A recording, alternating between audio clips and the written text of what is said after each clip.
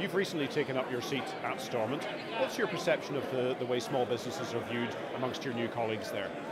Well, I think that our party, and it has been for years, stands firmly and squarely behind small business. Small business is very often the backbone of the high street and backbone of any business areas around the town and that sort of thing. So it's hugely important.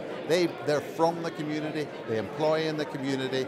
That means the community stays stronger as a result. And if communities are stronger, other services can be attracted to an area as well, or maintained within an area. And that's part of our message, that we want to see those communities retaining their strength and becoming livelier and more productive going forward. We don't want to see any impediments to that. And we all know what I'm talking about, but I don't want to get negative. I want to remain positive, and I want to see, a lot of the parties will maintain this position, but we're not seeing the joined upness across government departments. And if it's one thing that I will try and do and encourage my SDLP colleagues to do, is to try and encourage that non-silo approach. Let's get some more joined up government. Let's take a specific example of where Ards Borough Council is finding itself in a difficult position to finance Explorers, which attracts something in the order of 100,000 people to that community every year. Well, the Finance Minister has just announced a major investment in the Strangford Ferry.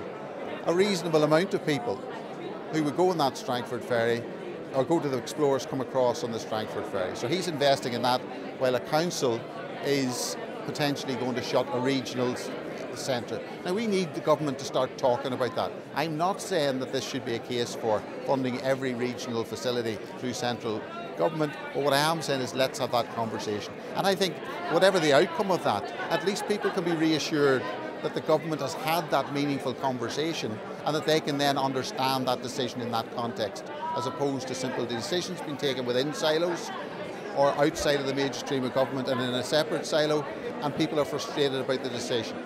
So that's if you like, a mini manifesto for me to get some joined up nature. Let's put community back at the heart of an awful lot we're doing. And I'll give you one specific example. I'm now, of course, the new MLA, as you pointed out, for South Belfast, and my office is in and around the Fearghal area. I'm fully behind, and from day one, actually, even in terms of an alley clean-up exercise that I did. So I took off, I rolled up my sleeves, and we cleaned up the alleyways behind the Fearghal. But that's a small thing.